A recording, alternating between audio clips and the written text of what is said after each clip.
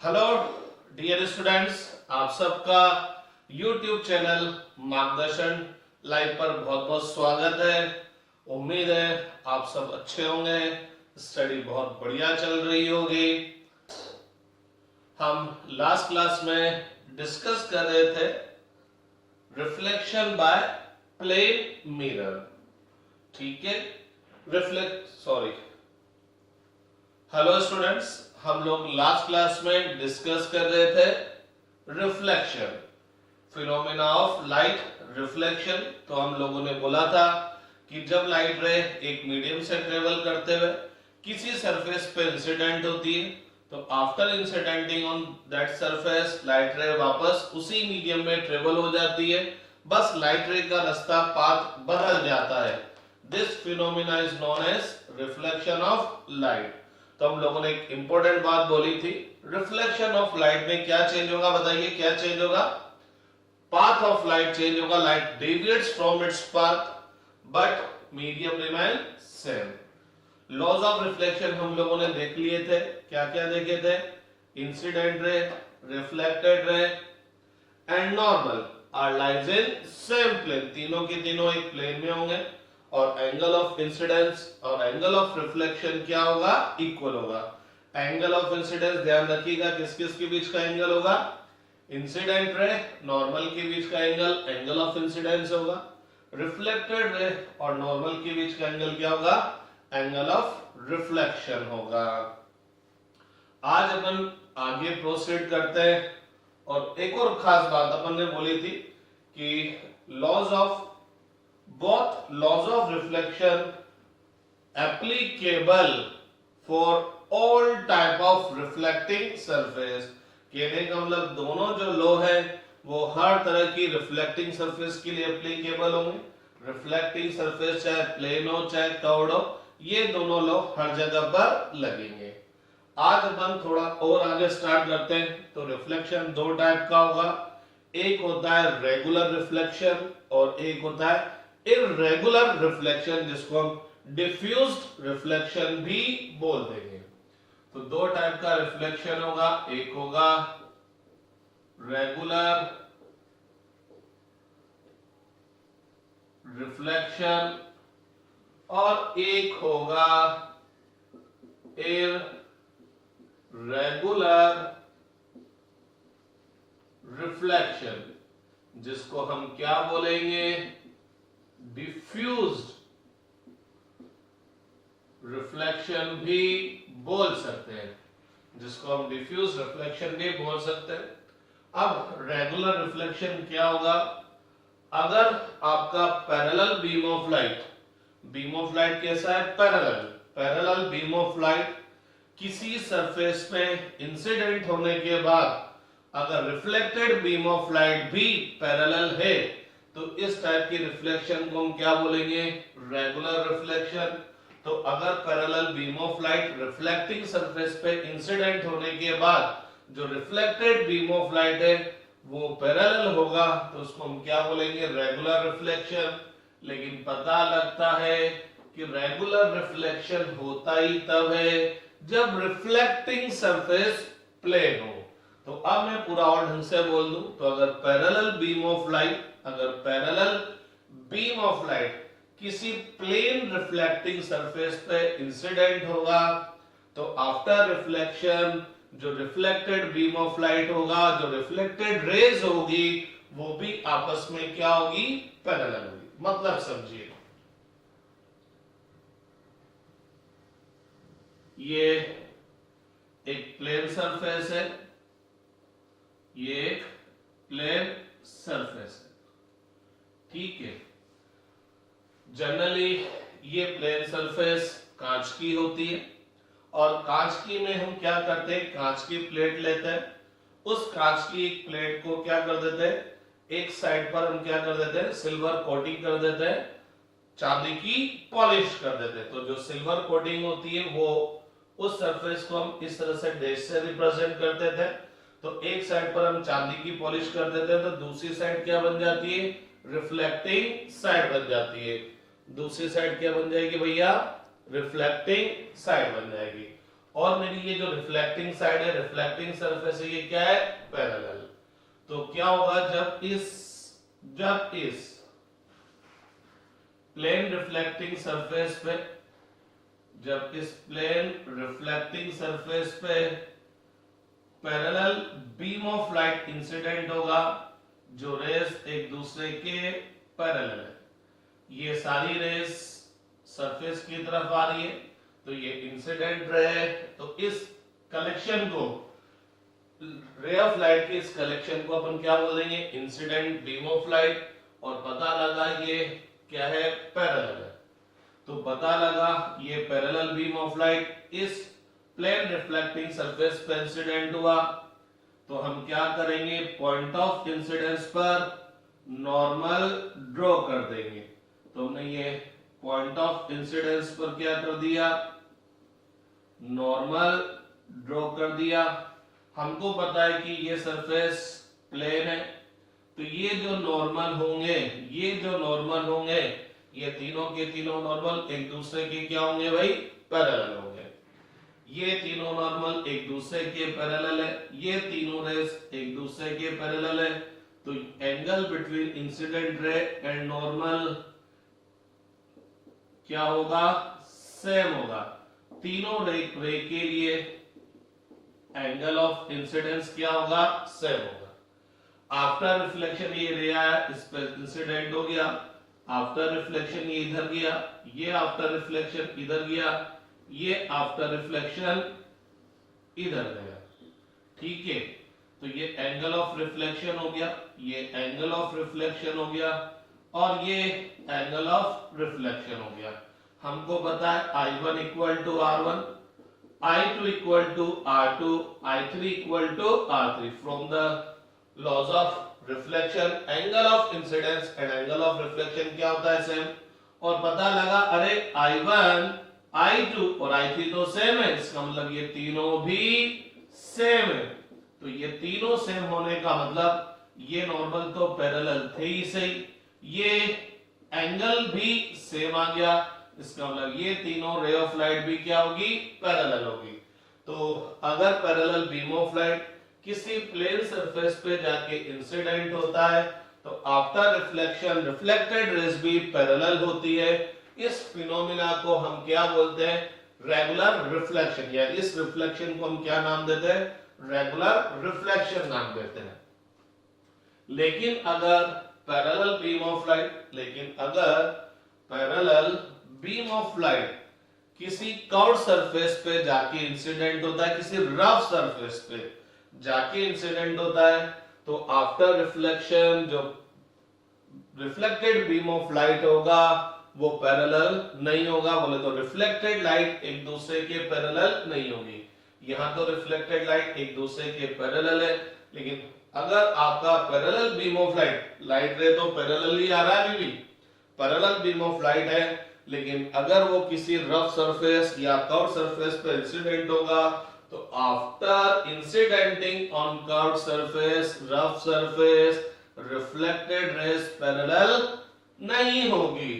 तो इस रिफ्लेक्शन को हम क्या बोल देंगे, इररेगुलर रिफ्लेक्शन। तो समझने की कोशिश करते हैं। तो ये थोड़ी सी रफ रिफ्लेक्टिंग सरफेस है, ये थोड़ी सी रफ रिफ्लेक्टिंग सरफेस है। मैं इस रफ रिफ्लेक्टिंग सरफेस पर क्या करता हूं, parallel beam of light, parallel beam of light incident करता हूं, पैरेलल बीम ऑफ लाइट मैंने इंसिडेंट किया,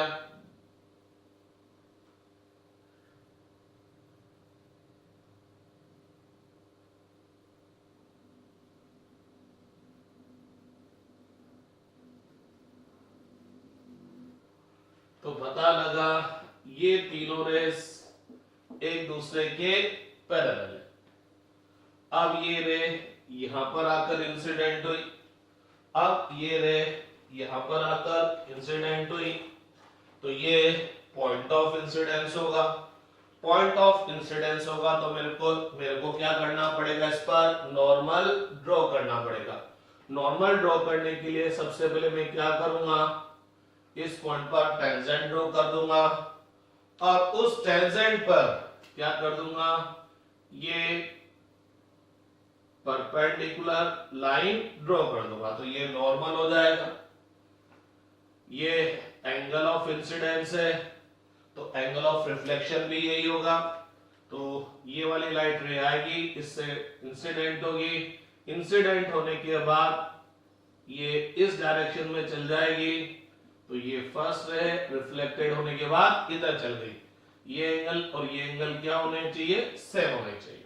ठीक है, अब इस वाली रे ऑफ लाइट की बात करें, इसका पॉइंट ऑफ इंसिडेंस ये है, तो नॉर्मल ड्रॉ करने के लिए क्या करूंगा, पॉइंट ऑफ इंसिडेंस पर टेंजेंट ड्रॉ कर दूंगा। ये टेंजेंट मैंने ड्रॉ कर दी। अब क्या करूंगा, इस पर नॉर्मल ड्रॉ कर दूंगा, तो ये मैंने नॉर्मल ड्रॉ कर दिया। तो पता लगा अब की बार पॉइंट ऑफ इंसिडेंस पर जब आप नॉर्मल ड्रॉ कर रहे हैं तो ये नॉर्मल पैरेलल नहीं है, यहां नॉर्मल पैरेलल थे, इस वजह से एंगल ऑफ इंसिडेंस सेम हो गया था, क्योंकि इंसिडेंट रे भी पैरेलल थी। इंसिडेंट रे तो अभी भी पैरेलल है, लेकिन अब की बार एंगल ऑफ इंसिडेंस सेम नहीं होगा। और सिंपल सी बात देखिए, अगर अपन इस सेकंड रे की बात करें तो ये इसके लिए एंगल ऑफ इंसिडेंस होगा, ये फर्स्ट के लिए नॉर्मल, ये सेकंड रे के लिए नॉर्मल हो गया।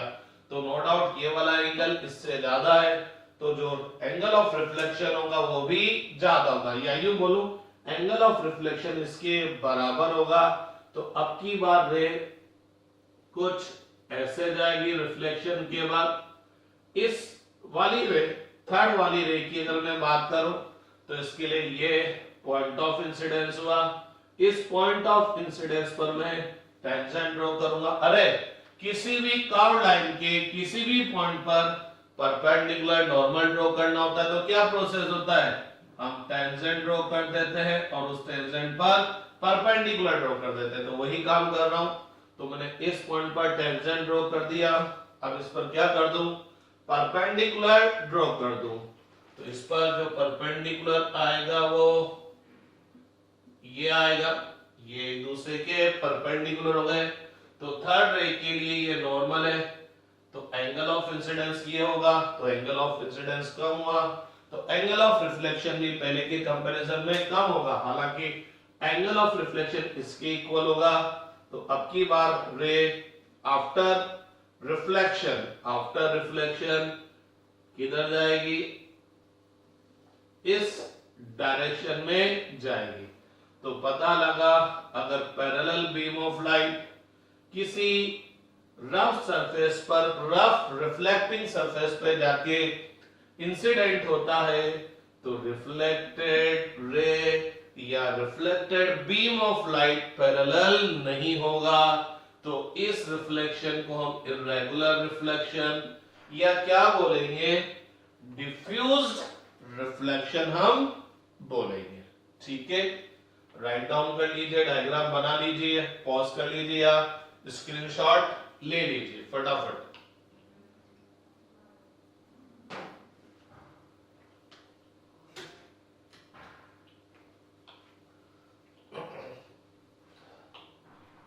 ठीक है बच्चे लोगों, कोई प्रॉब्लम हो तो बोलिए, रब कर दिया जाए।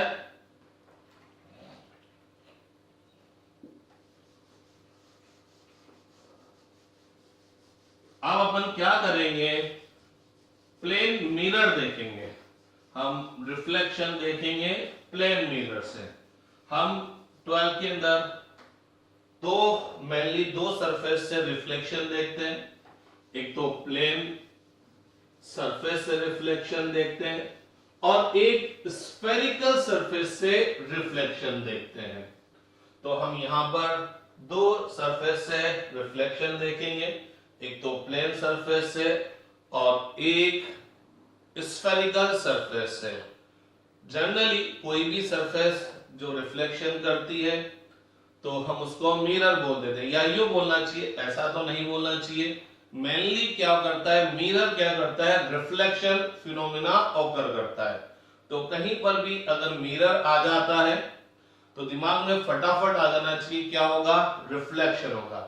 वैसे मिरर के अलावा भी बहुत सारी चीजें रिफ्लेक्ट करती है, पानी भी रिफ्लेक्ट करता है, ग्रेनाइट टाइलें भी रिफ्लेक्ट करती है, लेकिन अपने सिलेबस में रिफ्लेक्शन मेनली किससे, प्लेन मिरर से, प्लेन मिरर और स्फेरिकल मिरर से। वैसे तो रिफ्लेक्शन चाहे किसी भी से भी हो, मिरर से हो, पानी से हो, टाइल से हो, जो कॉन्सेप्ट प्लेन मिरर में स्फेरिकल मिरर में लगेंगे वो कॉन्सेप्ट वहां पर भी लगेंगे, लेकिन अपन पर्टिकुलर प्लेन मिरर डिस्कस कर रहे हैं। लेकिन मिरर का मतलब रिफ्लेक्शन।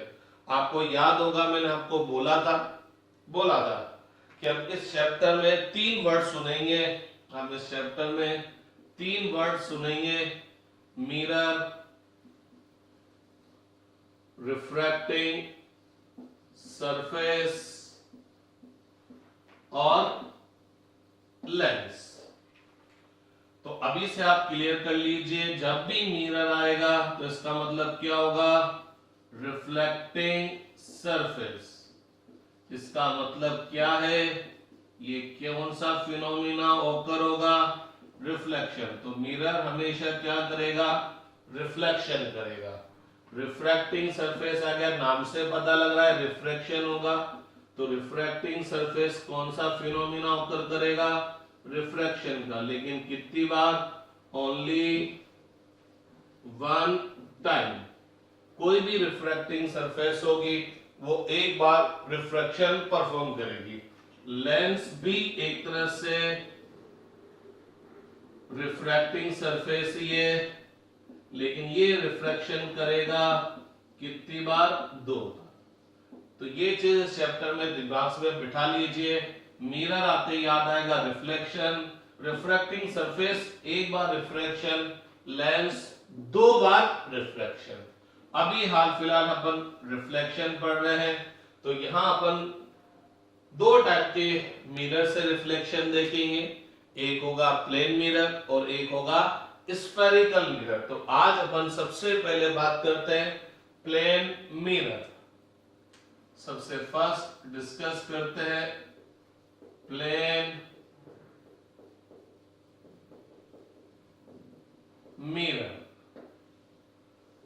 जैसे मैंने आपको बोला मिरर का मतलब क्या है, रिफ्लेक्टिंग सरफेस।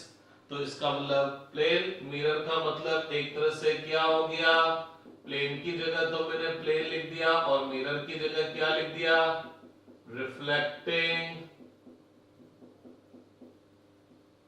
सरफेस। तो प्लेन मिरर का मतलब क्या है, plane reflecting surface. Plane mirror बनाने के लिए हम क्या करेंगे, एक थिन ग्लास प्लेट लेंगे, एक कांच की पतली सी प्लेट लेंगे, और उस, जैसे लेटर सपोज ये कांच की प्लेट है, और इस कांच की प्लेट की एक साइड को किसी भी प्लेट पे 2 साइड होगी, एक ऊपर वाली और एक नीचे वाली। तो किसी भी एक साइड पर हम क्या कर देंगे, सिल्वर की पॉलिश कर देंगे, या बहुत सी जगह प्रैक्टिकली देखे तो रेड कलर या ब्लैक कलर की पॉलिश करके कार्डबोर्ड लगा देते हैं। जैसे हम लोग जो मिरर सुबह सुबह देखते हैं जिसमें हम अपनी शक्ल देखते हैं, उसमें पीछे क्या लग जाता है, कार्डबोर्ड लग जाता है। तो अगर आपने पीछे कलर करके कार्डबोर्ड लगा दिया या सिल्वर की कोटिंग कर दी, तो इसकी दूसरी साइड क्या बन जाती है, रिफ्लेक्टिंग साइड। चूंकि ये थिन प्लेट है, बिल्कुल प्लेन है, तो ये रिफ्लेक्टिंग साइड बन गई। तो ये रिफ्लेक्टिंग साइड चूंकि प्लेन है तो प्लेन रिफ्लेक्टिंग सरफेस हो गया, और चूंकि ग्लास का बना हुआ है और हम ग्लास से जिसमें शक्ल देखते हैं उसको मिरर बोलते हैं, इसलिए इसको हम क्या बोल देते हैं, प्लेन मिरर। ठीक है, तो प्लेन मिरर क्या होगा कि हम क्या करेंगे, एक थिन ग्लास की प्लेट पर एक थिन, ये थिन ग्लास की प्लेट है, हम क्या करेंगे, एक थिन ग्लास की प्लेट की एक साइड पर सिल्वर कोटिंग कर देंगे सिल्वर की पॉलिश कर देंगे।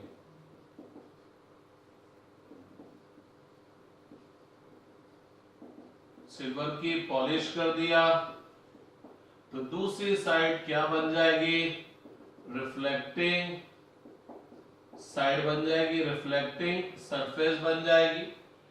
तो एक्चुअल में प्लेन मिरर ये होता है, लेकिन जब हम इसको डायग्राम में रिप्रेजेंट करेंगे तो सिंबॉलिकली हम कैसे रिप्रेजेंट करेंगे, हम इस तरह से एक प्लेन सरफेस बना देंगे और उसकी ये दूसरी साइड इसको शेडेड कर देंगे। शेडेड करने का मतलब इस प्लेट की, इस ग्लास प्लेट की, ग्लास प्लेट ध्यान रखना, ग्लास प्लेट की एक थिन ग्लास प्लेट की एक साइड पर सिल्वर की पॉलिश कर दिया तो दूसरी साइड रिफ्लेक्टिंग साइड बन जाएगा। लेकिन जब हम डायग्राम में कभी भी प्लेन मिरर बनाएंगे तो हम प्लेन मिरर ऐसे ना बनाकर ऐसे बनाएंगे, तो ये प्लेन मिरर का सिंबॉलिक रिप्रेजेंटेशन हो गया। राइट डाउन कर लीजिए फटाफट।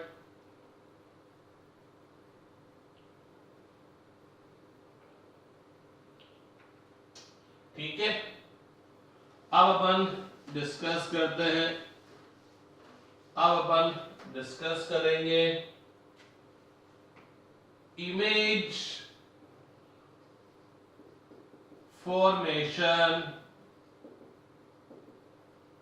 Bye plane mirror. मिरर आते ही याद आएगा रिफ्लेक्टिंग सरफेस। तो अब अपन डिस्कस करेंगे image formation by plane mirror. तो हम सबसे पहले क्या करते हैं, इमेज फॉर्मेशन करने के लिए इसको दो पार्ट में डिवाइड करते हैं। एक बार हम क्या करते हैं, पॉइंट ऑब्जेक्ट के लिए इमेज फॉर्मेशन करेंगे। पॉइंट ऑब्जेक्ट बोले तो जो ऑब्जेक्ट है वो बिल्कुल छोटा सा है, एक पॉइंट पर है। और फिर हम क्या करेंगे, एक्सटेंडेड ऑब्जेक्ट, किसी बड़े ऑब्जेक्ट के लिए क्या करेंगे, इमेज फॉर्मेशन देखेंगे। तो सबसे पहले अपन बात करेंगे फॉर पॉइंट ऑब्जेक्ट। किसी भी पॉइंट ऑब्जेक्ट की इमेज कैसे हम लोग फॉर्म करेंगे। तो लेट अस सपोज ये आपके पास प्लेन मिरर है, ये प्लेन मिरर है, ठीक है। मैंने मिरर इस तरह से रख रखा है, आप चाहे तो मिरर ऐसे भी रख सकते हैं, कोई प्रॉब्लम वाली बात नहीं है, ठीक है। इच्छा आपकी कैसे भी रखो, अरे आप ऐसे भी रख दो ना यार, कोई तकलीफ वाली बात नहीं है, ठीक है। तो ये प्लेन मिरर है और इस मिरर की ये वाली साइड रिफ्लेक्टिंग साइड है। ये मैंने ऑब्जेक्ट लिया, ये ऑब्जेक्ट लाइट इमिट कर रहा है और मेरे को क्या करना है, इस प्लेन मिरर से इसका इमेज फॉर्म करना है। तो मैं अभी से आपको एक बात बता दूं, क्योंकि हम इस चैप्टर में हर बार क्या करेंगे, इमेज फॉर्मेशन करेंगे। पूरे 20-25 दिन हम इमेजें फॉर्म करेंगे, कभी प्लेन मिरर से, कभी स्फेरिकल मिरर से, कभी प्लेन रिफ्रैक्टिंग सरफेस से, कभी स्फेरिकल रिफ्रैक्टिंग सरफेस से, कभी लेंस से, कभी टेलीस्कोप से, कभी माइक्रोस्कोप से। तो थ्रू आउट द चैप्टर हम क्या करने वाले हैं, किसी भी ऑब्जेक्ट का इमेज फॉर्मेशन करने वाले हैं। तो मैं आपको एक चीज क्लियर कर दूं अभी से कि ये ऑब्जेक्ट है, लेट अस सपोज ये प्लेन मिरर, यहाँ प्लेन मिरर की जगह, यहाँ प्लेन मिरर की जगह स्फेरिकल मिरर भी हो सकता है, लेंस भी हो सकता है। तो मैं जनरल बात बता रहा हूं। तो हमको जब भी किसी ऑब्जेक्ट का किसी सरफेस से, चाहे वो रिफ्लेक्टिंग सरफेस हो चाहे वो रिफ्रैक्टिंग सरफेस हो, इमेज फॉर्मेशन देखना है, तो एक्चुअल में तो ये ऑब्जेक्ट चाहे वो छोटा हो चाहे वो बड़ा हो, ये object infinite number of light rays emit करेगा और उनमें से बहुत सारी लाइट रेज इस रिफ्लेक्टिंग सरफेस या रिफ्रैक्टिंग सरफेस पे जाकर इंसिडेंट होगी। अब अगर आपको इस ऑब्जेक्ट का इमेज फॉर्मेशन करना है तो अपन सब जानते हैं इस सरफेस से जो रिफ्लेक्टेड रे होगी या रिफ्रैक्टेड रे होगी, तो रिफ्लेक्टेड रे या रिफ्रैक्टेड रे का इंटरसेक्शन पॉइंट इमेज कहलाएगा। तो अगर हम हर रे का रिफ्लेक्शन देखने लग गए, हम हर रे का रिफ्लेक्शन देखने लग गए और ये देखने लग गए कि ये रिफ्लेक्टेड रे कहां जाकर मीट होगी, तो आप और हम बेहोश हो जाएंगे, एक ही टॉपिक के अंदर घंटों लग जाएंगे। तो हम क्या करेंगे, जब भी किसी ऑब्जेक्ट का किसी सरफेस से आफ्टर रिफ्लेक्शन और रिफ्रैक्शन इमेज देखना है, तो हम उस ऑब्जेक्ट से केवल दो और ज्यादा से ज्यादा कभी तीन, वैसे तो दो से ही काम चल जाता है, उस ऑब्जेक्ट से दो या तीन रेस लेंगे जो कि इस सरफेस से रिफ्लेक्टेड या रिफ्रैक्टेड होगी। इन दो या तीन रे का आफ्टर रिफ्लेक्शन या रिफ्रैक्शन इंटरसेक्शन पॉइंट देख लेंगे, तो वो इंटरसेक्शन पॉइंट ही क्या होगा, इमेज होगा। क्यों होगा, क्योंकि बाकी अदर रेज भी वहीं पर जाकर, बाकी अदर रेज भी आफ्टर रिफ्लेक्शन और रिफ्रैक्शन वहीं जाकर मीट होगी। बाउंसर चला गया, कुछ समझ में ही नहीं आया, तो अब समझेगा, मतलब देखना, ये ऑब्जेक्ट है, इसका मेरे को इमेज बताना है, तो मैं इससे इमिटेड सारी रेस नहीं देखूंगा, मैं केवल दो या तीन रेस देखूंगा। जैसे देख लिए, मैंने ये एक रे लिया, यहां पर जाके इंसिडेंट हुआ और late us suppose after reflection ये इधर चला गया। एक और रे लिया, इंसिडेंट हुआ, आफ्टर रिफ्लेक्शन ये इधर चला गया। पता लगा ये दोनों रेस आफ्टर रिफ्लेक्शन तो मीट नहीं करेगी, क्योंकि ये दोनों रेस कौन से नेचर की, रिफ्लेक्टेड रे कौन से नेचर की है, डाइवर्स नेचर की, तो ये दोनों रेस आगे जाकर तो मीट नहीं करेगी। लेकिन अगर हम इनको बैकवर्ड डायरेक्शन में प्रोसीड करेंगे, तो ये दोनों यहां से आता हुआ अपीयर होगा, यहां से आता हुआ अपीयर होगा। Intersection point of reflected ray क्या हो गया, इमेज। तो पता लगा ये दोनों रेस आफ्टर रिफ्लेक्शन यहां जाकर मीट हुई, तो बाकी अदर रेस भी आफ्टर रिफ्लेक्शन यहीं जाकर मीट होगी। इसका मतलब बाकी अदर रिफ्लेक्टेड रेस भी आपको इसी पॉइंट से आता हुआ अपीयर होगा। तो भैया जब दो रेस से ही मेरे को इनका इंटरसेक्शन पॉइंट पता लग गया, दो रेस से ही मेरे को इमेज पता लग गया, तो मैं इतनी सारी रेस का रिफ्लेक्शन क्यों देखूं या रिफ्रैक्शन क्यों देखूं, क्योंकि जो काम दो रेस से हो गया उसके लिए इतनी सारी रेस देखने की जरूरत नहीं है। तो मैं यूं कहना चाह रहा हूं कि किसी भी ऑब्जेक्ट से चलने वाली दो रेस आफ्टर रिफ्लेक्शन या रिफ्रैक्शन जहां जाकर इंटरसेक्ट होगी, जहां जाकर मीट होगी, बाकी अदर रेस भी आफ्टर रिफ्लेक्शन और रिफ्रैक्शन वहीं पर जाकर मीट होगी।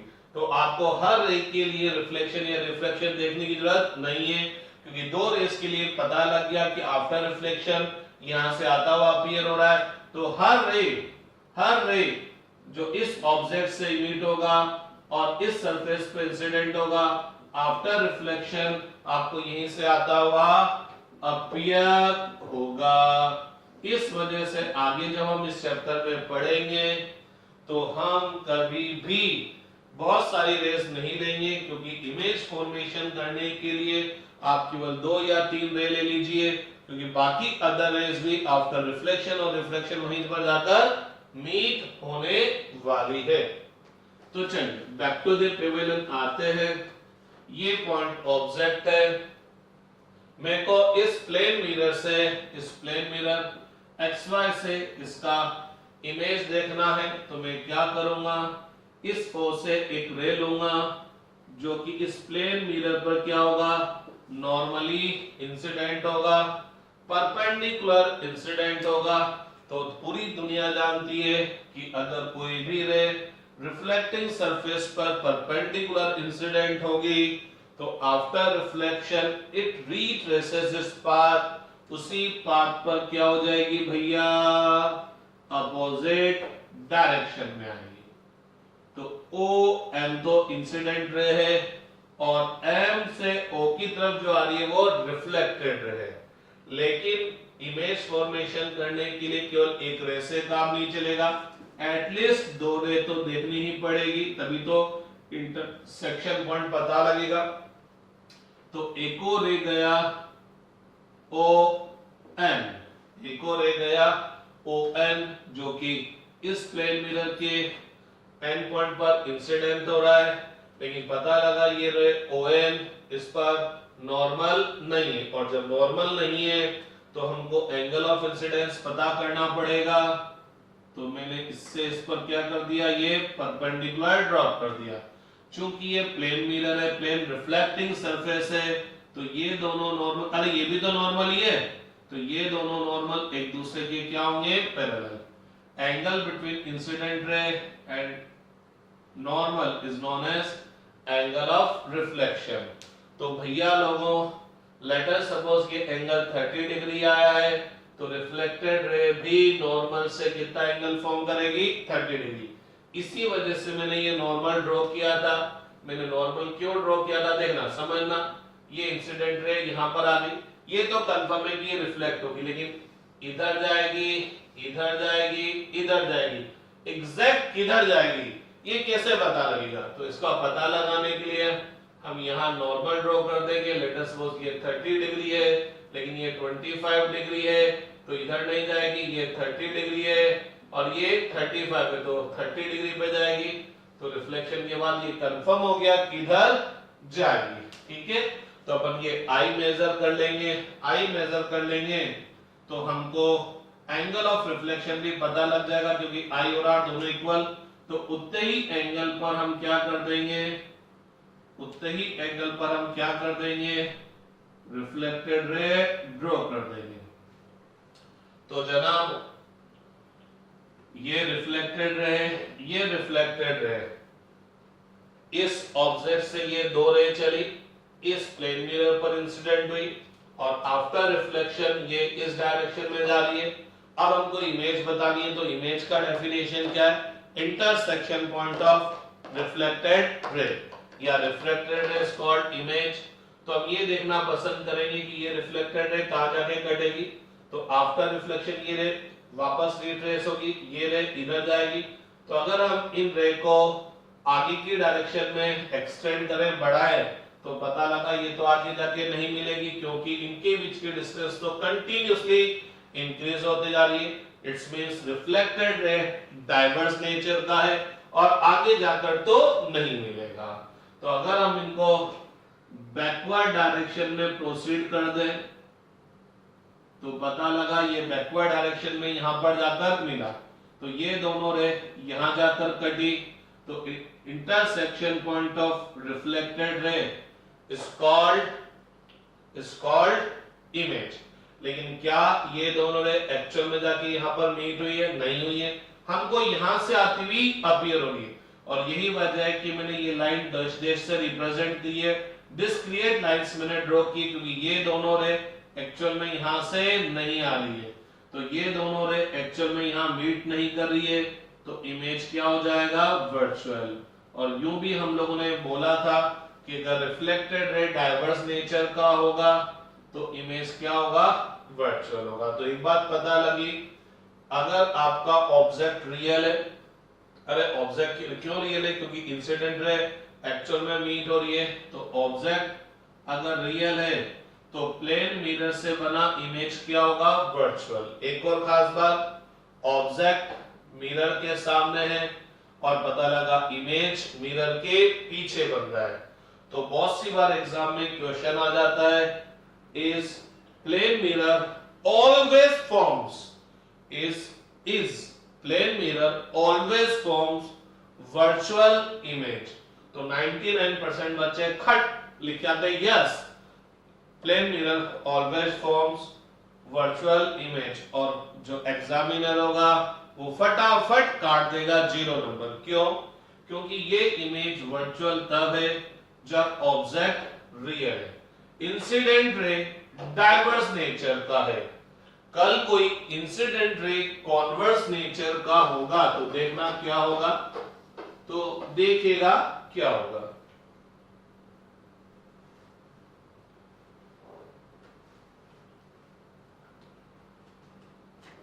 लेट अस सपोज ये आपका प्लेन मिरर है, ये आपका प्लेन मिरर है, और अब की बार इंसिडेंट लाइट, अब की बार इंसिडेंट लाइट कुछ ऐसे आ रही है। यहां पर इंसिडेंट रे डाइवर्स नेचर का है भैया, और यहां कॉन्वर्स नेचर का है। इतनी तो अपन में अक्कल है, अपन ज्यादा पढ़े लिखे हो नहीं, लेकिन इतनी तो अपन में अक्कल है। ये पॉइंट ऑफ इंसिडेंस हो गया, ये नॉर्मल हो गया, ये पॉइंट ऑफ इंसिडेंस हो गया, नॉर्मल हो गया। तो इतनी तो अपन में अक्कल है कि ये लाइट रे मिरर पे जाएगी, टकरा के वापस आएगी, और एंगल ऑफ रिफ्लेक्शन क्या होगा, एंगल ऑफ इंसिडेंस के इक्वल होगा। तो ये टकरा के इधर आ जाएगी, ये दोनों एंगल से, ये वाली रे भी टकरा के इधर आएगी, तो पता लगा ये वाला एंगल से, तो पता लगा, क्या पता लगा, ये दोनों रिफ्लेक्टेड रे। अरे ये क्या हुआ, एक्चुअल में यहां पर जाकर क्या हो गई, मीट हो गई। अरे ये रे आई टकराई इधर गई, ये रे आई टकराई इधर गई, तो ये दोनों रे एक्चुअल में मीट होगी। तो अब की बात इमेज क्या होगा मेरे भैया, रियल होगा। तो ऐसा नहीं है कि प्लेन मिरर हमेशा वर्चुअली इमेज फॉर्म करेगा, प्लेन मिरर रियल इमेज भी फॉर्म कर सकता है अगर इंसिडेंट रे कॉन्वर्स नेचर की है। और अगर मैं थोड़ी सी बात और कर लूं, इंसिडेंट रे को आगे थोड़ा सा प्रोसीड कर दूं, तो चूंकि एक्चुअल में ये रे आगे नहीं जाएगी, टकरा के इधर आ जाएगी, इसलिए मैंने डैश डैश से रिप्रेजेंट किया। ये और आगे प्रोसीड कर दूं तो पता लगा ये इंसिडेंट रे यहां जाकर मीट हुआ। अरे इंसिडेंट रे जहां जाकर मीट करती है उसको हम क्या बोलते हैं, ऑब्जेक्ट। लेकिन क्या ये इंसिडेंट रे यहां जाकर एक्चुअल मीट कर रही है, नहीं कर रही मेरे भैया, तो ये ऑब्जेक्ट क्या होगा, वर्चुअल होगा। तो मैं एक बात बोल सकता हूं, अगर ऑब्जेक्ट रियल है तो प्लेन मिरर जो इमेज बनाएगा वो वर्चुअल बनाएगा, और अगर ऑब्जेक्ट वर्चुअल है तो प्लेन मिरर क्या बनाएगा, इमेज रियल बनाएगा। एक और खास बात क्या है, ऑब्जेक्ट प्लेन मिरर के सामने है तो इमेज प्लेन मिरर के पीछे बैक में है, और ऑब्जेक्ट बैक में है तो इमेज क्या है, सामने है। ठीक है, तो प्लेन मिरर से जो इमेज फॉर्मेशन होता है उसको देख लेते हैं।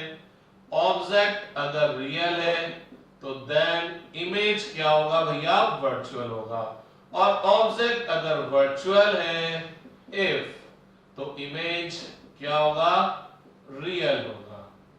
अगर object is in front of mirror तो इमेज क्या होगा, बिहाइंड द मिरर, और वैसा वर्सा उल्टा कर लो, ऑब्जेक्ट पीछे है तो इमेज सामने होगा। ठीक है, यहां तक क्लियर है।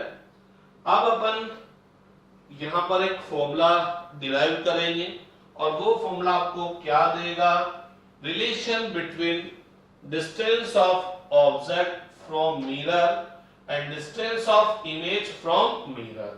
throughout the chapter हम हमेशा ऑब्जेक्ट का मिरर या किसी भी रिफ्लेक्टिंग या रिफ्लेक्टिंग सरफेस से डिस्टेंस देखेंगे तो किससे रिप्रेजेंट करेंगे, यू से।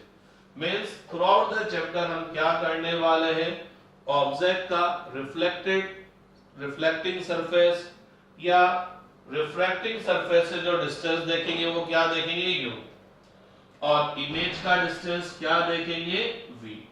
तो मेरे को क्या करना है, रिलेशन फाइंड आउट करना है बिटवीन u एंड v। तो यहां से एक बात तो क्लियर हो गई कि अगर प्लेन मिरर में ऑब्जेक्ट रियल है तो इमेज वर्चुअल होगा, और इमेज अगर ऑब्जेक्ट वर्चुअल है तो इमेज क्या होगा, रियल। अगर ऑब्जेक्ट प्लेन मिरर के सामने है तो इमेज पीछे बनेगा, और ऑब्जेक्ट पीछे है तो इमेज सामने बनेगा। ठीक बात है, चलिए आगे प्रोसीड करते हैं। और अब अपन रिलेशन फाइंड आउट करते हैं बिटवीन u एंड v। तो सबसे पहले अपन क्या करते हैं, एक राइट एंगल ट्राइंगल देखते हैं, एक राइट एंगल ट्राइंगल देखते हैं, O M N, O M N अपन ने देखा। एक बात देखिएगा, ये लाइन और ये लाइन पैरेलल है, ये दोनों लाइन पैरेलल है, तो मेरे हिसाब से ये दोनों एंगल भी क्या होंगे, सेम ऑल्टरनेट एंगल कहलाएंगे। ठीक बात है कि नहीं? ये क्या है, इंसिडेंट रे, ये क्या है, नॉर्मल।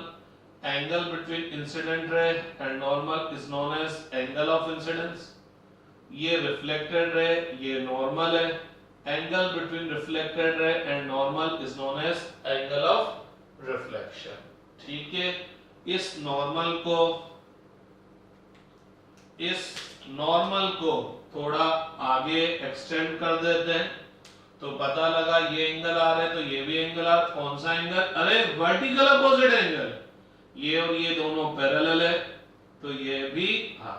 और मैं चाहता तो डायरेक्ट बोल देता, अरे कॉरेस्पॉन्डिंग एंगल, नाम तो सुना होगा, कॉरेस्पॉन्डिंग एंगल होगा।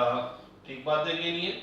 तो in right angle triangle O M N मैं फाइंड आउट करना चाह रहा हूं tan i। मैं फाइंड आउट करना चाह रहा हूं tan i। tan i का मतलब tangent of i। Tangent of i का मतलब फॉर एंगल i क्या फाइंड आउट करना है, perpendicular to the base. Perpendicular और बेस का रेशियो फाइंड आउट करना है। तो इस राइट एंगल ट्राइंगल में हम देखेंगे परपेंडिकुलर क्या है, बेस क्या है। एक्यूट एंगल के अपोजिट साइड परपेंडिकुलर, 90 के opposite side hypotenuse, remaining third side is base. तो tan i किसके इक्वल हुआ, mn upon mo।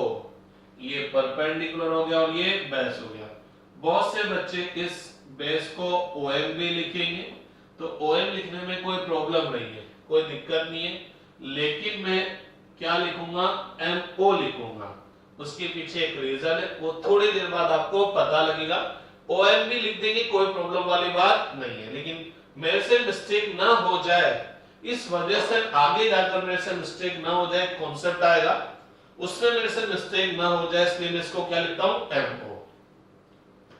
In right angle triangle I M N, I M N आपने देखा, tan r, tan r किसके equal होगा, perpendicular upon base. Perpendicular क्या है, M N, और बेस क्या है, M I. From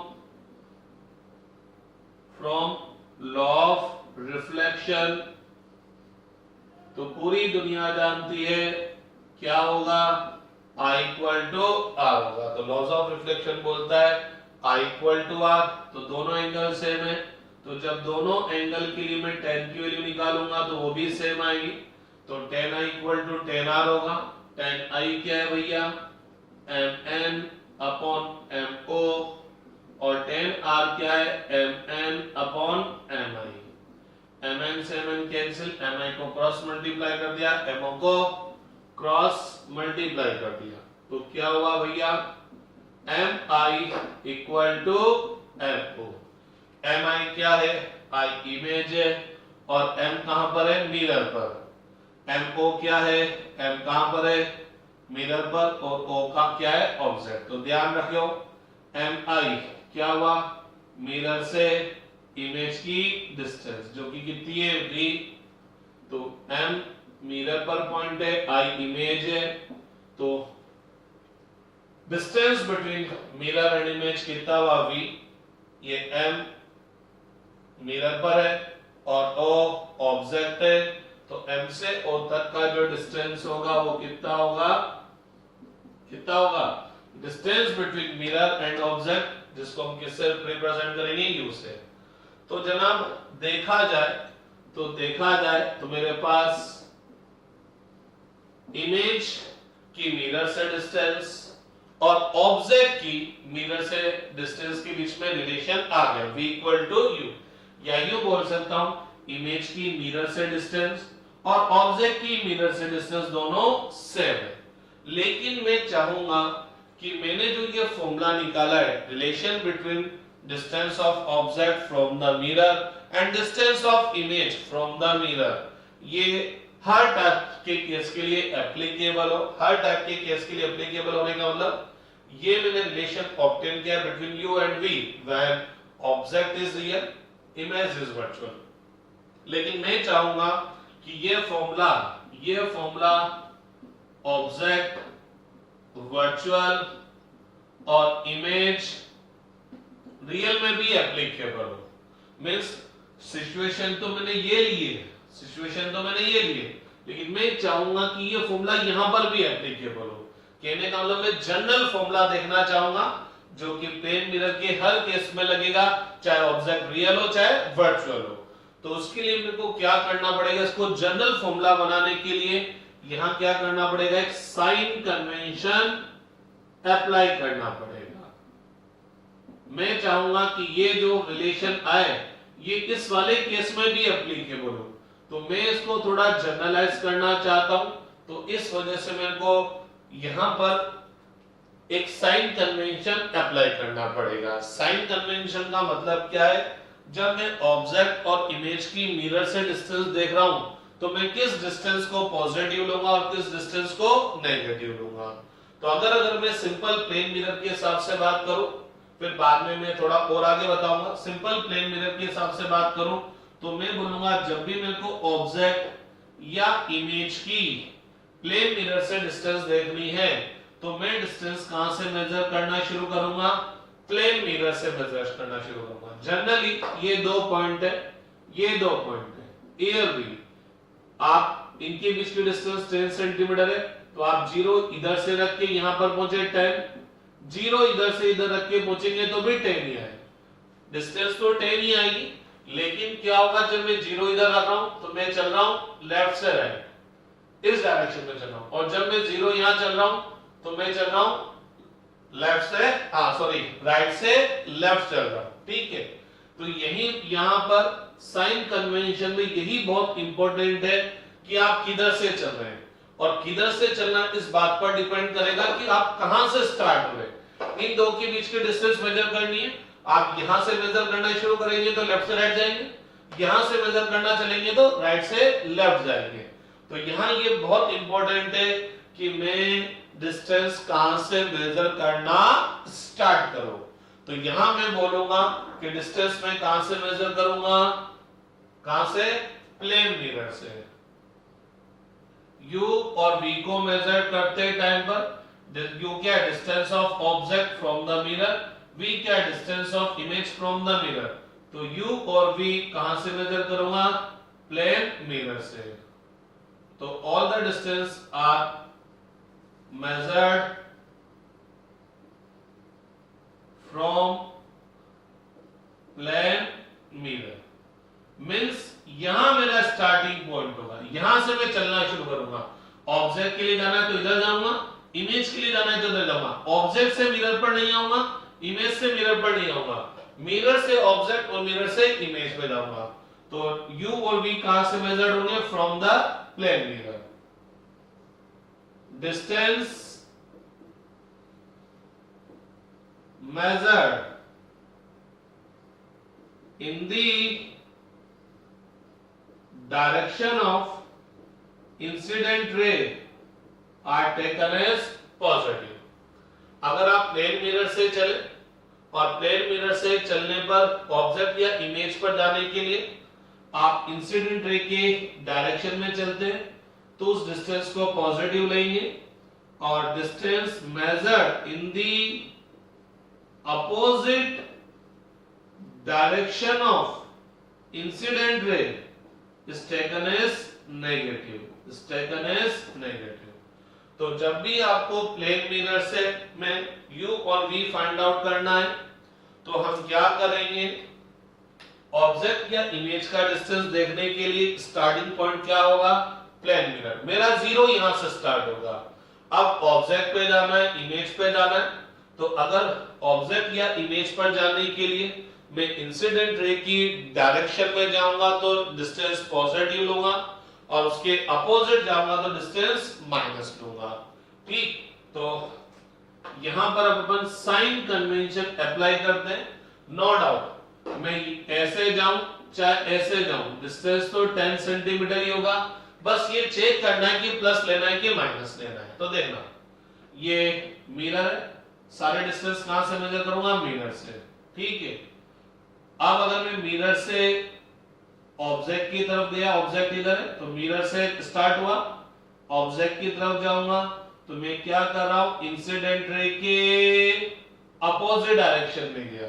incident ray तो यूं जा रही है और मैं उसके अपोजिट डायरेक्शन में गया तो मैं मिरर से ऑब्जेक्ट का जो डिस्टेंस होगा उसको किससे रिप्रेजेंट करूंगा? माइनस से। माइनस मिरर से इमेज की तरफ जाऊंगा, मिरर से इमेज की तरफ जाऊंगा तो ये मेरा स्टार्टिंग पॉइंट, यहां से यहां गया तो पता लगा मिरर से इमेज की तरफ जाने के लिए मैं क्या करा? इंसिडेंट रे के डायरेक्शन में चला गया तो ये डिस्टेंस क्या लिया जाएगा? प्लस। अब ये दोनों यहां सब्स्टिट्यूट करेंगे तो mi की जगह तो प्लस आ गया और mo की जगह क्या आ जाएगा? Minus u। तो v equal to minus u, v equal to minus u क्या रिप्रेजेंट कर रहा है? कि इमेज की मिरर से डिस्टेंस ऑब्जेक्ट की मिरर से डिस्टेंस के तो इक्वल है। नेगेटिव साइन क्या बता रहा है?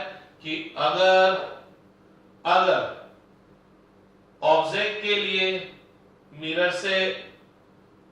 से ऑब्जेक्ट तक पहुंचने के लिए इंसिडेंट रे के अपोजिट डायरेक्शन में चलना पड़ेगा तो इमेज के लिए क्या करना पड़ेगा? इंसिडेंट रे की डायरेक्शन में चलना पड़ेगा। अगर ऑब्जेक्ट मिरर से ऑब्जेक्ट तक जाने के लिए इंसिडेंट रे की डायरेक्शन में चलना पड़ा तो इमेज पर जाने के लिए क्या चलना पड़ेगा? उसके अपोजिट डायरेक्शन में। फिर बाउंसर चला गया, पता नहीं लग पा रहा क्या कहना चाहूं तो समझिएगा। एक बात तो पता लग गया कि इमेज का मिरर से डिस्टेंस ऑब्जेक्ट का मिरर से डिस्टेंस क्या होगा? इक्वल। तो यहां पर एक और पॉइंट अपन लिख देते हैं। अपन यहां पर इंपॉर्टेंट पॉइंट लिखते जा रहे हैं तो यहां पर मैं एक और पॉइंट लिख दूं, डिस्टेंस ऑफ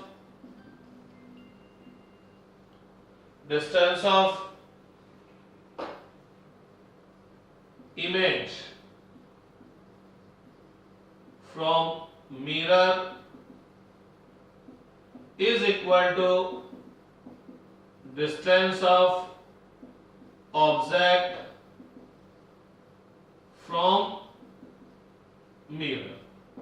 तो इमेज का और ऑब्जेक्ट का दोनों का मिरर से डिस्टेंस क्या होगा? मिरर से डिस्टेंस क्या होगा? सेम होगा। मिरर से डिस्टेंस क्या होगा भाई? सेम होगा। ठीक है, अब एक चीज आप देखिएगा, ये v equal to minus u आया, ये फॉर्मूला जनरल फॉर्मूला है। ये जनरल फॉर्मूला होने का मतलब ये ऑब्जेक्ट रियल वाले केस में भी एप्लीकेबल होगा और ऑब्जेक्ट वर्चुअल वाले केस में भी एप्लीकेबल होगा।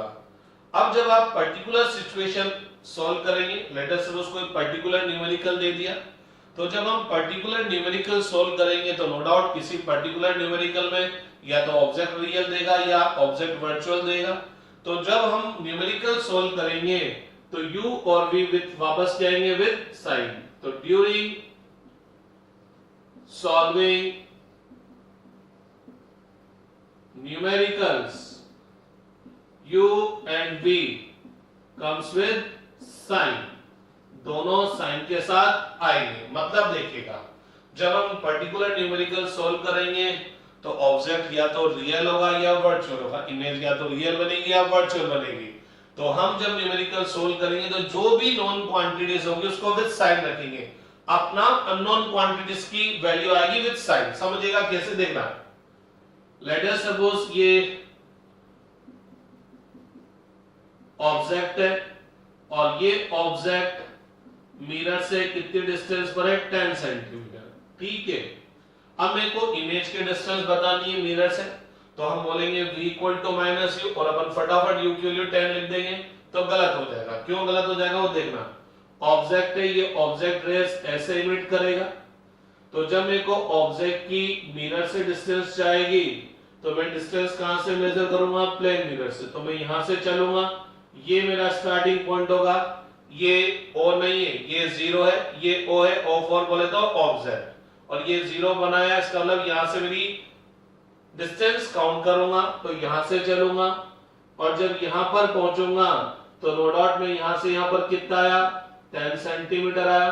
तो ऑब्जेक्ट का मिरर से डिस्टेंस 10 सेंटीमीटर हुआ, लेकिन मेरे को क्या करना पड़ेगा? विद साइन, साइन देखना पड़ेगा, प्लस आया कि माइनस। तो नो डॉट में मिरर से चलूंगा, ऑब्जेक्ट की तरफ जाऊंगा, तो मैं इंसिडेंट रे की क्या करा? अपोजिट डायरेक्शन में गया, तो क्या लिखूंगा? माइनस। अब यहां सब्स्टिट्यूट कर दूं, v equal to minus u, तो ये -10, तो v इक्वल टू कितना आ गया? +10। इसका मतलब इमेज की मिरर से डिस्टेंस 10 सेंटीमीटर होगी, लेकिन +10 आया, इसका मतलब समझते हैं। तो इसका मतलब अगर मेरे को इमेज की पोजीशन लोकेट करनी है, तो मैं मिरर से चलूंगा, कितना चलूंगा? कितना चलूंगा? 10 सेंटीमीटर चलूंगा, और किस डायरेक्शन में चलूंगा? पॉजिटिव डायरेक्शन में। पॉजिटिव डायरेक्शन का मतलब किधर चलना है? इंसिडेंट रे की डायरेक्शन में। तो मैं यहां से चलूंगा, किधर चलूंगा? इंसिडेंट रे की डायरेक्शन में चलूंगा, कितना चलूंगा? 10 सेंटीमीटर। तो ये मेरे पास क्या आ गया? इमेज। तो हमने बोला था कि अगर ऑब्जेक्ट मिरर के सामने है तो इमेज कहां पर बनेगा? मिरर के पीछे बनेगा। इसी तरह से लेट अस सपोज आपको क्वेश्चन दे दिया कि ऑब्जेक्ट मिरर के पीछे कितना पीछे? 10 सेंटीमीटर पीछे। ये ऑब्जेक्ट पीछे क्यों बना? क्योंकि ये इंसिडेंट रे कुछ ऐसे आ रही होगी और ये यहां पर जाकर मीट कर रही होगी, ठीक है ना, तभी जाकर ऑब्जेक्ट पीछे बनेगा। ये डिस्टेंस आपको 10 सेंटीमीटर दे रखी है, तो अपन को क्या करना है? ये तो पता लग गया। क्या पता लग गया? ऑब्जेक्ट का मिरर से डिस्टेंस 10 सेंटीमीटर है, लेकिन during the solving numerical u और v विद क्या होंगे? साइन। तो चेक करेंगे प्लस आएगा कि माइनस आएगा। तो सारे डिस्टेंस कहां से मेजर करेंगे? प्लेन मिरर से। तो मैं यहां से चलना शुरू करूंगा, ऑब्जेक्ट की तरफ जाऊंगा, तो नो डाउट कितना गया? 10 गया, लेकिन किधर की तरफ गया? यहां से चलना शुरू किया, यहां पर पहुंचा तो किधर गया? इंसिडेंट रे के डायरेक्शन में गया, ये इंसिडेंट रे। तो डिस्टेंस क्या लूंगा? पॉजिटिव। u की वैल्यू +10 आ गई, तो यहां सब्स्टिट्यूट कर दूं, यहां सब्स्टिट्यूट कर दूं, तो v equal to minus u है, u की वैल्यू प्लस है, तो ये -10 सेंटीमीटर। इसका मतलब क्या होगा? इमेज जो बनेगा वो मिरर से 10 सेंटीमीटर दूर बनेगा, लेकिन किधर की तरफ बनेगा? मिरर से किधर चलना पड़ेगा? इंसिडेंट रे के अपोजिट डायरेक्शन में। तो मैं यहां होऊंगा, मिरर से चलूंगा, कितना चलना है? 10 सेंटीमीटर। किधर चलूंगा? इंसिडेंट रे के अपोजिट डायरेक्शन में। तो मैं इधर पीछे चलूंगा और यहां 10 सेंटीमीटर चलूंगा, तो यहां मेरे को इमेज मिलेगा। तो पता लगा ऑब्जेक्ट अगर पीछे है तो इमेज क्या हो गया? सामने। और आप खुद ही देख लो, ये रेज आफ्टर रिफ्लेक्शन यहां पर जाकर मीट होगी, यहां पर जाकर मीट होगी। तो मिरर के केस में चाहे ऑब्जेक्ट रियल हो चाहे वर्चुअल हो, ये फॉर्मूला लगेगा, लेकिन जब न्यूमेरिकल सॉल्व करेंगे तो जो नॉन क्वांटिटीज है वो क्या लिखेंगे? With sign. मैंने एक चीज आपको बोली कि all the distances are measured from plane mirror. u और v की डिस्टेंस मेजर करनी है, कहां से मेजर करनी है? प्लेन मिरर से मेजर करनी है। Distance measured in the direction of incident ray is taken as positive, whereas the distance measured in the opposite direction of incident ray taken as negative. लेकिन बच्चे बहुत खतरनाक होते हैं, बच्चे बहुत खतरनाक होते हैं। क्या खतरनाक होते हैं? कि बच्चे क्या करते हैं? मिरर से जाएंगे और इधर जाएंगे तो पॉजिटिव ले लेंगे, इधर जाएंगे तो नेगेटिव ले लेंगे। मैंने बोला कि क्यों लिया? सर आपने ही तो कहा था, सर आपने ही तो कहा था लेफ्ट से राइट पे जाएंगे तो पॉजिटिव, राइट से लेफ्ट पे जाएंगे तो नेगेटिव।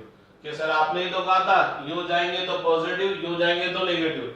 तो जनाब हाथ जोड़ के विनती, मैंने ये नहीं कहा, मैंने ये कहा है इंसिडेंट रे के डायरेक्शन में चलेंगे तो पॉजिटिव, उसके अपोजिट चलेंगे तो नेगेटिव। यार देखो मैंने कहा लेफ्ट से राइट, राइट से लेफ्ट, तो गौर फरमाना। अभी इन सारे केसेस में मैंने मिरर ऐसे बना रखा है, शेडेड पोर्शन पीछे की तरफ राइट हैंड साइड पर है, तो रेस इधर से आ रही है, रेस इधर से आ रही है, और रेस लेफ्ट से राइट पर आ रही है, इस वजह से ये इंसिडेंट रे का डायरेक्शन इसलिए पॉजिटिव और ये वाला नेगेटिव। अरे भैया कल कोई मिरर ऐसे भी तो हो सकता है, अभी मैं यूं देख रहा हूं, मैं यूं भी तो देख सकता हूं मिरर में, तो कल कोई मिरर कुछ ऐसे रखा हो, ऑब्जेक्ट यूं रखा हो, ऑब्जेक्ट से रे ऐसे आ रही हो, तो सारे डिस्टेंस तो हम मिरर से मेजर करेंगे, लेकिन इंसिडेंट रे की डायरेक्शन में जो कि अब की बार किधर से किधर आ रही है, लेफ्ट से राइट, ये डिस्टेंस पॉजिटिव लूंगा और ये वाली डिस्टेंस नेगेटिव लूंगा।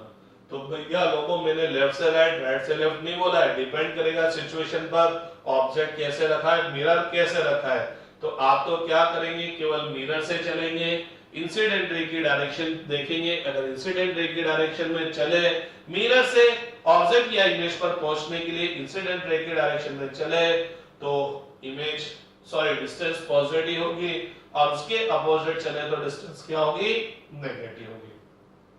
एक और खास बात क्या हुई, distance of image from the mirror और distance of object from the mirror same तो हो गई, लेकिन एक और खास बात क्या हुई, line joining the object and image, ये इमेज और ऑब्जेक्ट को जो लाइन ज्वाइन कर रही है, ये मेरे प्लेन मिरर के क्या है भैया, परपेंडिकुलर है, ये मेरे प्लेन मिरर के परपेंडिकुलर है। तो line joining object and image is perpendicular to the plane mirror। तो ऑब्जेक्ट और इमेज को जो लाइन ज्वाइन करने वाली लाइन है, वो प्लेन मिरर की क्या है, परपेंडिकुलर है, प्लेन मिरर के परपेंडिकुलर है। और इस पॉइंट से ही हम आगे जाकर जब किसी भी पॉइंट ऑब्जेक्ट का प्लेन मिरर से इमेज देखना होगा, तो हम इन रे को ड्रॉ करने की जरूरत ही नहीं होगी। अभी तो हमने इस ऑब्जेक्ट का इमेज ये रे ड्रॉ कर बनाया है, लेकिन अब हमने ये सारा कॉन्सेप्ट देख लिया, और यहां से एक बात पता लग गई कि जो line joining object and image है वो क्या है, perpendicular to the plane mirror. तो इस पॉइंट के थ्रू अब हम जब भी किसी पॉइंट ऑब्जेक्ट का प्लेन मिरर से इमेज देखेंगे, तो हमको ये ड्रॉ करने की जरूरत ही नहीं होगी। तो अब एक मेथड देखते हैं कि आखिरकार बिना किसी रे डायग्राम के हम पॉइंट ऑब्जेक्ट का मिरर से इमेज कैसे फॉर्म करेंगे। स्क्रीनशॉट ले लीजिए, पॉज कर लीजिए, लिख लीजिए, क्योंकि मैं अब रब करने वाला हूं यहां पर कुछ। चलिए ऊपर ही बना देता हूं मैं यहां पर आपको। तो अब आपको प्लेन मिरर से पॉइंट ऑब्जेक्ट का इमेज देखना है विदाउट रे डायग्राम। तो उसके लिए सेट स्टेप्स है, बिल्कुल सेट स्टेप्स है। क्या है, लेट अस सपोज ये पॉइंट ऑब्जेक्ट है और ये मिरर है, इमेज फॉर्म करना है विदाउट रे डायग्राम। तो हम क्या करेंगे, इस पॉइंट ऑब्जेक्ट से इस मिरर पर एक परपेंडिकुलर लाइन ड्रॉ कर देंगे। तो draw a perpendicular from the object to the plane mirror. तो हम क्या करेंगे, ऑब्जेक्ट से प्लेन मिरर पर परपेंडिकुलर लाइन ड्रॉ करेंगे।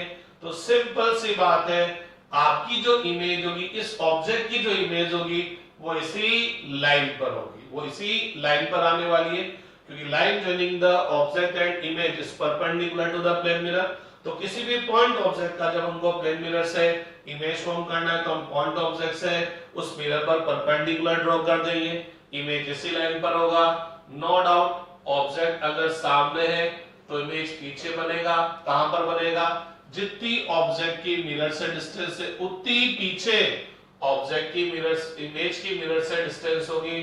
तो यहां पर आपको इमेज मिल जाएगा, कुछ जरूरत ही नहीं है। इसी तरह से अगर आपका प्लेन मिरर ऐसे कहीं कैसे भी प्लेन मिरर हो, ऑब्जेक्ट यहां पर है तो इमेज कहां पर बनेगा, इससे इस पर परपेंडिकुलर ड्रॉप कर दो, जितना ये डिस्टेंस है उतनी पीछे मिरर के पीछे डिस्टेंस ले लो, ये इमेज है। अगर आपका प्लेन मिरर इस तरह से ऑब्लिक है, तिरछा है, तो कोई जरूरत नहीं, कोई दिक्कत नहीं, ये ऑब्जेक्ट है। आपको ऑब्जेक्ट से प्लेन मिरर पर क्या करना है, परपेंडिकुलर ड्रॉ करना है। तो अगर आप ये लाइन ड्रॉ करेंगे, ये परपेंडिकुलर नहीं होगा प्लेन मिरर पर, ये लाइन भी परपेंडिकुलर नहीं होगा, अंधे को दिख रहा है ये 90 नहीं है, ये 90 नहीं है, तो ये गलत मत कर देना कि जैसे यहाँ पर ऐसे और ऐसे ड्रॉ किया था तो ये नहीं होगा। आपको प्लेन मिरर पर परपेंडिकुलर ड्रॉ करना है, तो अपन कैसे ड्रॉ करेंगे, ऐसे। ये लाइन प्लेन मिरर पर परपेंडिकुलर होगी तो इमेज इसी लाइन पर होगा, जितना ऑब्जेक्ट का मिरर से डिस्टेंस है उतना ही पीछे इमेज का मिरर से डिस्टेंस हो जाएगा। तो जनाब ये बात हुई image formation by plane mirror of a point object. तो किसी भी पॉइंट ऑब्जेक्ट का प्लेन मिरर से जो इमेज देखेंगे तो पता लगा ऑब्जेक्ट अगर रियल है तो इमेज वर्चुअल होगा, ऑब्जेक्ट वर्चुअल है तो इमेज रियल होगा। ऑब्जेक्ट मिरर के सामने तो इमेज उतना ही डिस्टेंस पर, मिरर से उतनी डिस्टेंस पर पीछे होगा, और ऑब्जेक्ट पीछे तो इमेज सामने होगा। ऑब्जेक्ट की और इमेज की मिरर से डिस्टेंस क्या होगी मेरे भैया, सेम होगी। फॉर्मूला क्या होगा, v equal to minus u। तो जब न्यूमेरिकल v क्या है, इमेज का मिरर से डिस्टेंस, u क्या है, ऑब्जेक्ट का मिरर से distance. During solving numerical u और v क्या आएंगे, विद साइन आएंगे। ऑब्जेक्ट और इमेज को जो लाइन ज्वाइन करेगी वो प्लेन मिरर के परपेंडिकुलर होगी, और इसी के बिहाफ पर हम विदाउट एनी रे डायग्राम पॉइंट ऑब्जेक्ट का मिरर से इमेज फॉर्म कर लेंगे। उसके लिए हम क्या करेंगे, पॉइंट ऑब्जेक्ट से मिरर पर परपेंडिकुलर लाइन ड्रॉ कर देंगे और उसको एक्सटेंड कर देंगे, इमेज इसी परपेंडिकुलर लाइन पर होगा। अब आप ये देख लीजिए ऑब्जेक्ट मिरर से कितनी डिस्टेंस पर है, तो इमेज को भी दूसरी साइड उतनी ही डिस्टेंस पर बना दीजिए। तो ये तो बात हुई पॉइंट ऑब्जेक्ट की इमेज फॉर्मेशन की। कल अपन बात करेंगे एक्सटेंडेड ऑब्जेक्ट के इमेज फॉर्मेशन की। Thank you.